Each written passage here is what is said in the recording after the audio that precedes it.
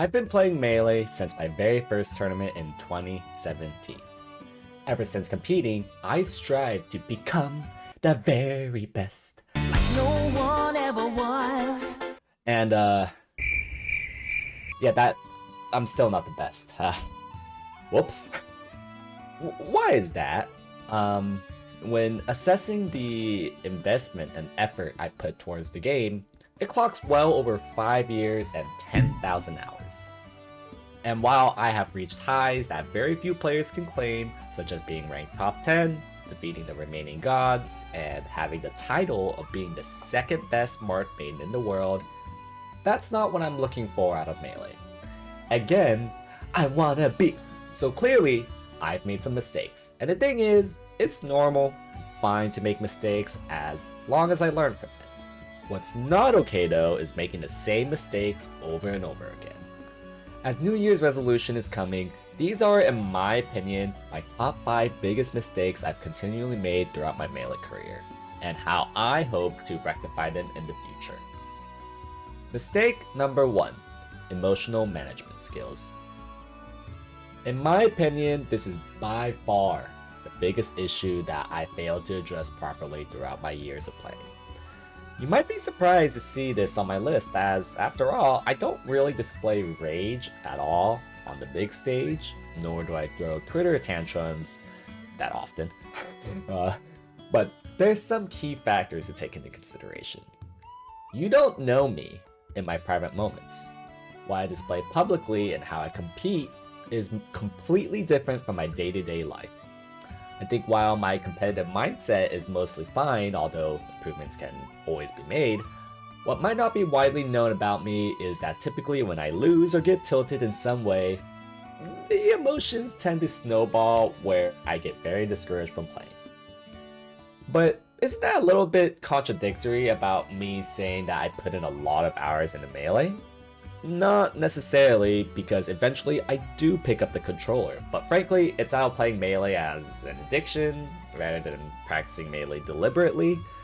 In other words, my quality of Melee practice isn't that good, which, spoiler warning, is next on the list.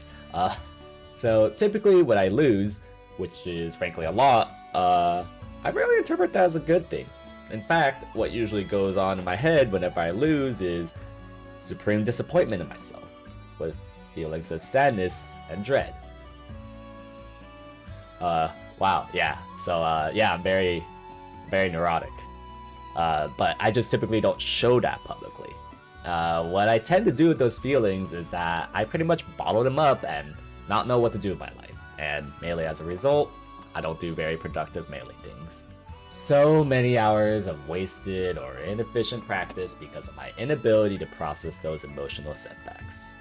Yes, I put in my hours and my approach to the game is fine, which is why I'm top 10, but a lot of those were fundamentally flawed in the sense that those hours barely mean much. How would I address those issues?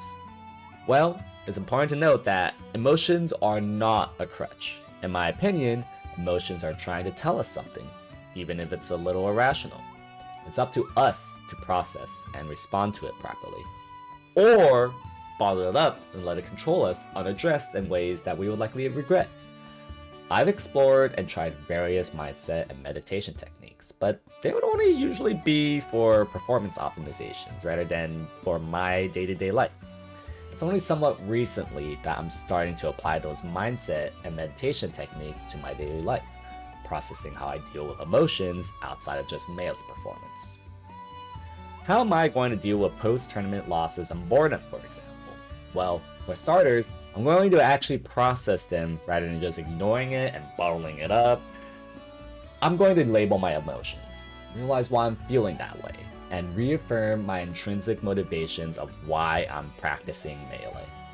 For example, after a post-tournament loss, I'm going to label my disappointment and sadness, realize that I feel that way because while it means that I'm not, by definition, the best in the world, I can learn from my mistakes, and I am one step closer in playing the most correct Melee possible. Additionally, I can look at myself in the third-person point of view, visualize what I ideally should do, get a lot of respect for the ideal version of me, and try to be that ideal person. Taking a step back to have perspective can help me take stock of the most illogical step I can do next. In the case of boredom, I need to label that while I really want some kind of immediate stimulation for some kind of feeling of dopamine rush, it gets me no closer to my goals. Instead, the feeling of being in flow state I get from practicing my craft is a much more fulfilling feeling. You kind of get the idea of why I'd like to implement this.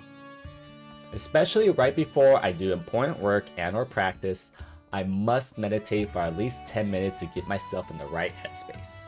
Doing anapanasati, the meditation of practice of mindful breathing, and visualizing myself in a third-person point of view of what I should ideally do is my ideal routine. And you know, stuff like this is most likely not going to show immediate results, but being able to actually process emotions properly in order to actually practice consistently is key to becoming the best in the world material. Becoming the best isn't a matter of finding some magical sauce or strategy and running with it, but rather long-term habits that set me up for eventual success. Because there are so many days where I just don't play Melee or escape to Melee for low-quality practice, I believe this to be my biggest mistake in my Melee career so far. Mistake number 2, lack of flow state practice. As I alluded to in my previous mistake, this is another core component of my practice and habits that I've been missing out on until somewhat recently. Not all practice is equal, even you're supposedly doing the best possible practice method. I practice a shit ton of Melee, but how many of them can I say that I was totally dialed in, truly in the zone where I am processing and performing at my maximum potential? Not that many times, sadly. Very many times I'd be distracted in my second monitor watching a Twitch stream or YouTube video, or I'd be stuck in my own thoughts with boredom, post-tourney sadness, etc., anxiety, I don't know. Or even then, I'm not putting myself in the best practice environment possible. I used to be an advocate of daily, consistent practice, using my guaranteed method of practicing where I'd set myself up stakes to practice precisely at 10:30 a.m. every day streaming, where I did roughly 2 to 3 hours of practice time. While on paper it seemed like a lot, I actually don't think I did a single hour of flow state practice, even if it appeared productive. This would range for a variety of reasons, with the combination being that I didn't get much sleep on a degenerate sleep schedule, interacting in chat and subs distracting me, not having any kind of breakfast or exercise prior, not doing any kind of meditation prep, and various other reasons. Pretty hard to enter flow state with those conditions in my opinion. This is why as of late I haven't been streaming Melee, because honestly, I barely see the point of it. I could be convinced otherwise down the road for other reasons, but at the moment I can't really justify it enough. Simply put, if you're not in the zone, you're not optimizing your practice well. This wasn't until I was setting up my environment and habits where, after I properly set myself up, I felt so present. It's a weird feeling to describe, but I felt like I was thinking without really overthinking, like very focused on the task at hand. Constantly problem solving, no self-doubt, and just being in the moment where I'm getting the most done possible. Most importantly, I didn't really care about getting whatever result that I get out of it, but the immense satisfaction I got just being so deep into flow state isn't enough of a reward in of itself. And I'm feeling this way even in my lesser liked aspects about practicing Melee. In my anecdotal experience, it feels like 1 hour of flow state practice is better than 5 hours of non-flow state practice. And I know that might sound like a wild claim, especially since I haven't done any scientific method studies on this, but it's something that I honestly can say that you should try for yourself, see if it's worth doing. And honestly, I'm not doing this just for Melee, but things I like working on, like this very video where I get so much more done when I'm in the flow rather than when I'm feeling bleh. I don't even notice the time go by when I'm in flow state. And that's also another characteristic, like time kind of slows down. It's pretty weird. I firmly believe that so much of my hours in Melee were so inefficient, that especially when competing to be the best, your improvement needs to be better than a field. While my old methods were better than the majority of my competitors, it wasn't enough to be the best, and I believe in order to surpass the best, the type of practice required is deep flow state practice. Mistake number 3, rigidity in my viewpoints. When I was getting better at Melee in my first few years, I was known for barraging PPMD with endless Smashboards questions. The logic behind it is that if PP had the tools to become the best in the world for at least some time, then his viewpoints must be the best advice to follow, right? And to a large degree, that is still correct to this day. Following any top player's advice will absolutely take you very far. But at the end of the day, Melee is such a complex, deep game where no one truly knows all the answers, including top players. Because there's so much to dissect and the endless permutations the game presents, it's near impossible for anybody to become perfect at it. And by that logic, to some degree, everyone has flaws with their viewpoint, even if it's good enough to be the best. That wasn't the logic I had, unfortunately, when I was getting better. For a very long time, I only followed PP's advice. It didn't exactly help that my natural personality trait was attracted to the idea that there's only one correct answer that must be done every single time, and I must search and work hard to find that answer. So many times there would be fellow Marts and other good players that would offer me advice, and I just didn't really listen to them, believing that they were wrong for not following the golden path that I've idealized in my head. Side B and single hit nair combos, fake extenders, never practical. Tech chasing? Way too hard and inconsistent. That's not really worth it. Making a hard read in neutral? Why do that when there's less riskier ways of getting the same result? Idiots. Yeah, unfortunately, that's just not how Melee in life works. I would be held back with those viewpoints for a long time, but slowly I got around to those viewpoints throughout the years. I extensively talked to acidics about single hit nair and side B combos in mix-up scenarios where in some spots, it's actually optimal. I gave DrugFox Tech Chasing blog a more serious implementation, where I got a good fundamental grasp on how tech chasing really works. I've talked to Mango and DrugFox extensively about being less predictable and neutral, and finally, only somewhat recently, I allowed myself to not conform myself to a common viewpoint, and actually think about the game for myself with some inspiration. That boost grab example I gave in one of my previous videos, an idea that was actually inspired by Noel pointing out that sometimes my dash grab would accidentally overshoot his dash back during one of my practice sessions. And then I consulted with some Marts about the idea of boost grab and how one day it may become standard in this metagame. Not being confined to just one viewpoint will allow me to open doors that I never thought of unlocking previously. Again, Melee is such a complex game that even a noob suggestion can open doors that weren't thought of previously. Even if that noob suggestion kinda sucks in of itself, I can utilize part of that suggestion in order to create something great out of it. While I still subscribe to the notion that there is definitely a correct way to play Melee, it's not as one-dimensional as I previously thought. Instead of there being one ultimate answer in neutral and punish game, that one answer does still exist, but only within specific contexts and situations. And then, depending on how the game state advances, I have to find that one correct answer again. An example of what I mean by this is that in Mark vs. Fox, while dashback pivot grab is a relatively low risk, high reward option that is generally an excellent choice to default to, it depreciates in value the more the Fox catches on with, say, an overshoot attack. So now, with that context in mind, it's more of a medium risk option, therefore reducing the expected value of dashback pivot grab. However, what beats an overshoot attack is a simple run-up grab. While run-up grab is traditionally thought of at least medium risk, it's way less riskier in this context due to the shift in this new game state. As the game state advances, dashback pivot grab becomes lower risk as they respect my offense and opens up other options as well. This is what I mean that the correct way to play Melee constantly shifts depending on various factors in game state.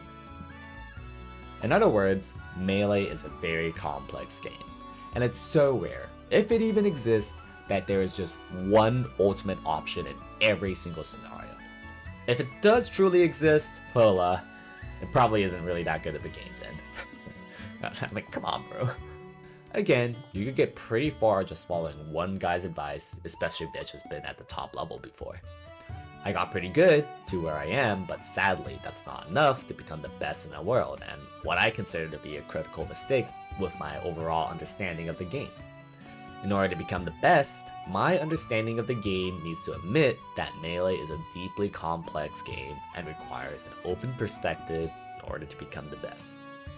Reason number 4, putting all my eggs into one basket. You might be surprised as to why I'm putting this in my worst mistakes list.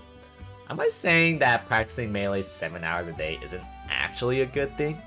Wouldn't on paper, Melee being my full-time job puts me at a definitive advantage over the non-full-time Melee players that only treats this as a hobby? Well, yes, and no. I'll say that there are some definitive advantages of having the resources of doing Melee full-time, especially if you're sponsored. You typically go to much more events, you have more practice time available, you have more resources.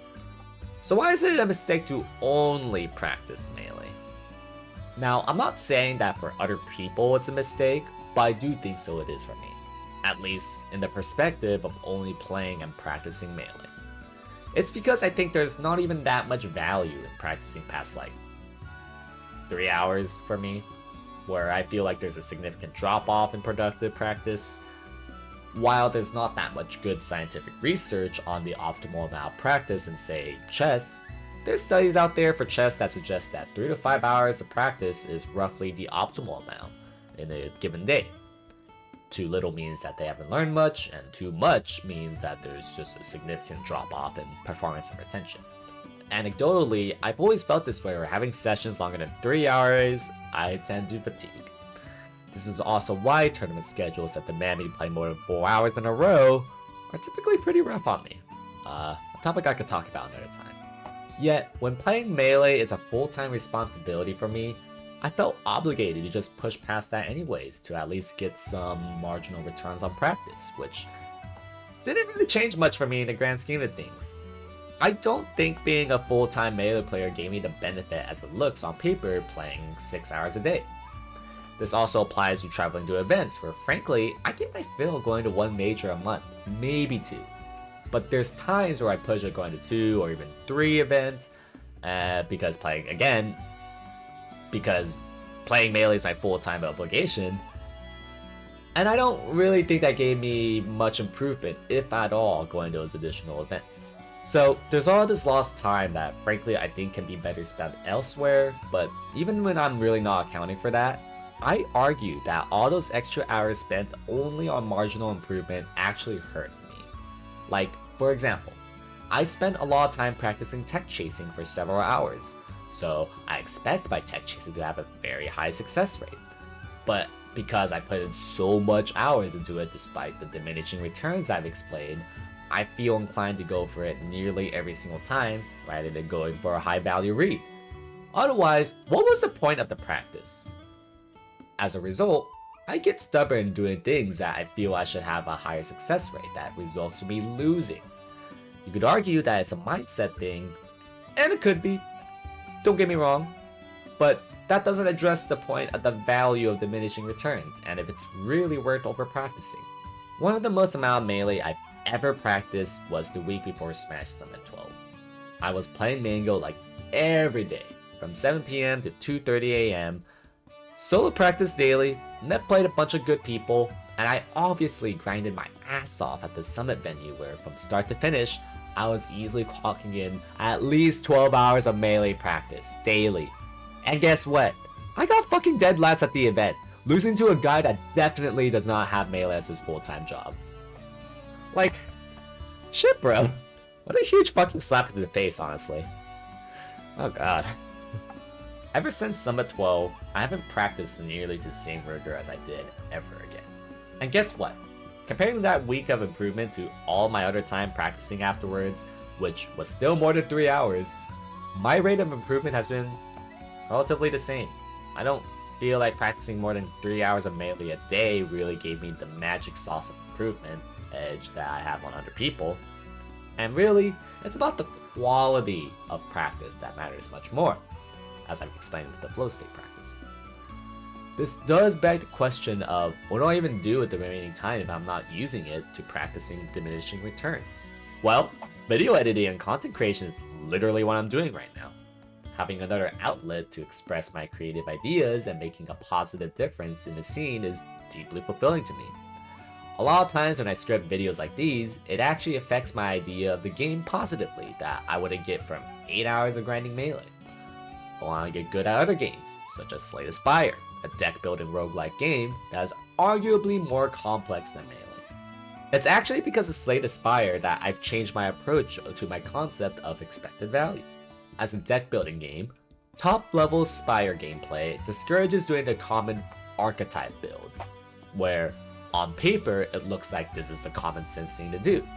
But you should actually be calculating how each cards in this given context, even if on face value it doesn't seem to synergize, if it gives you the highest amount of damage per turn and mitigation as much as possible. Hearing that explanation made me realize that it's just incorrect to copy someone like Mango, because in different contexts, Mango sequences may not be positive EV in your position.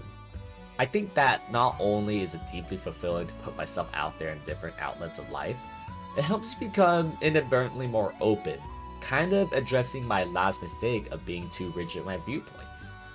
While I lose out on the diminishing returns of over-practicing Melee, I think I can do without that, to be honest. As I've discovered with Melee being my full-time job in the last 2 years of being sponsored, it's not the game changer that I thought it would be, and that those times can be better spent elsewhere, like doing new things, exercising, relaxing, doing other things, all which I think are more productive. At the end of the day, there will be a time that I will no longer compete in Melee. And it would really suck to discover that I just have no other skills the moment I put down the controller. Mistake number 5, being more attentive to my health. As some of you might know, I suffered really terrible sleep issues to the point where I had a mild heart palpitations during Big House 10, forcing me to DQ from the event where I could have placed highly. In fact, all year, I felt there were some underlying health issues that prevented me from playing my best to the point where even the comment section could see that. Like that's how you know I played terrible. This was something I tried addressing by just simply adhering to healthy diets and trying various sleep techniques with hopes that I could get restful sleep. Band-aid solutions, essentially. But frankly, what I should have done from the very start was just getting a doctor's checkup. Before I attended my doctor's checkup, the last time I did a general checkup was over 3 years ago. Yeah, don't be an idiot like me and check up on your general health if you're able to. From that checkup, I discovered that I was very low on vitamin D, and that every other health metric seemed fine, but low vitamin D levels seems to explain my bad sleep quality as well as energy fatigue. As I went to sleep clinics and informed me that I do not have sleep apnea at the moment. While I'm doing additional tests next month to make sure of things, it's pretty likely that my low vitamin D issues have been the underlying reason as to why I feel such low energy, and that vitamin D prescriptions could very well solve my issues. And frankly, it was so dumb of me to not do that sooner rather than after I felt a mild heart attack. This was totally preventable, where had I done a routine checkup, I'd have avoided this issue entirely and actually played to my potential. Instead, I just assumed this was a solvable problem on my own with my limited knowledge of health, when I should have just checked with my overall health from a medical professional. Of course, I could also do better with my exercise routine. I actually found what would work best for me is this DDR-esque machine called Pump It Up nearby my place, which works very well with my passion of rhythm games, as well as working at the gym at least once a week with a friend of mine. I think that fulfills my exercise quota, that actually improves my melee stamina and reaction time. Even though dietary changes didn't solve my issues throughout the year, there were a lot of positives I got out of it. A big example was investing in a Vitamix blender to make vegetables and fruit smoothies that honestly don't even taste that bad. At least it tastes better than having the veg in itself. I also have protein shakes with spirulina and chia seeds that does wonders for how I feel throughout the day. All these components, I believe, have positive effects on my health. But most importantly, going to the fucking doctor, or at least getting a general checkup twice a year so I am alerted if there's any health issues I can potentially pivot out of well in advance instead of just having a fucking heart attack mid-tournament. Health is kind of funny in a sense that you do get several tells that something might be wrong, but we tend to ignore it until we seriously can't ignore it anymore. Well, at least for me anyways, and I've learned my lesson and frankly what everyone else should do as well. In order to become the best, I need to actually play to my potential. Go figure.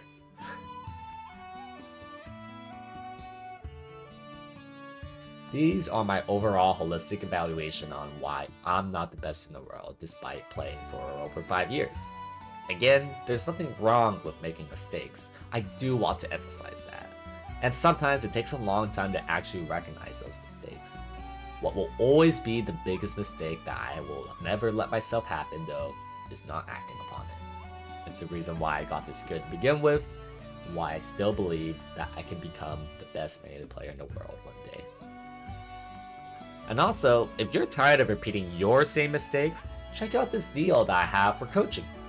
If you've never taken coaching from me, or it's been more than 6 months since you've last taken a lesson from me, I got a special deal for you. You can book an introductory 30-minute session with me for only $20. Or you could book an hour-long lesson with me for just $30, which is a steal given that you're being instructed from the best active Mark main coach in the world. And as a top player, I obviously have a deep expertise with the rest of the cast as well. I think that this is a great way to get a feel to see if coaching from me is right for you. And if you want a feel of how I teach, check out my Patreon. Not only are there numerous benefits, you can also sign up for free for a trial week. I hope you consider this deal with one of the best things you could possibly do for your melee improvement. For those of you that stuck to the very end, thank you so much for watching. I thought this was gonna be like a fun little 5-minute video with 5 mistakes of the year, and as I was making the script, it just kept getting longer and longer. Like, I only thought that this would be 3 pages of script writing, and it turned out to be 8. I hate myself. Why do I do this to myself? Like, why do I feel the need to detail everything that I wanted? Anyways, I mean, I hope it's something that you all enjoy. I mean, because even though I hate myself for doing more work than necessary, it is fun and it is fulfilling to do it. I'm glad. I'm really happy to put that out there, and you know, as long as you guys like it, you know, it's not that bad. I mean, just let me know, like, you know, any kind of feedback is always helpful. Let me know what you kind of want to see in the future, because I got plenty of my own ideas that I want to cook up, but you know, any suggestions from you guys will help a bit. And you know, I appreciate you watching, liking, subscribing. That's gonna help me beat the algorithm's bitch yet again. And yeah, I hope to see you guys around in the next video.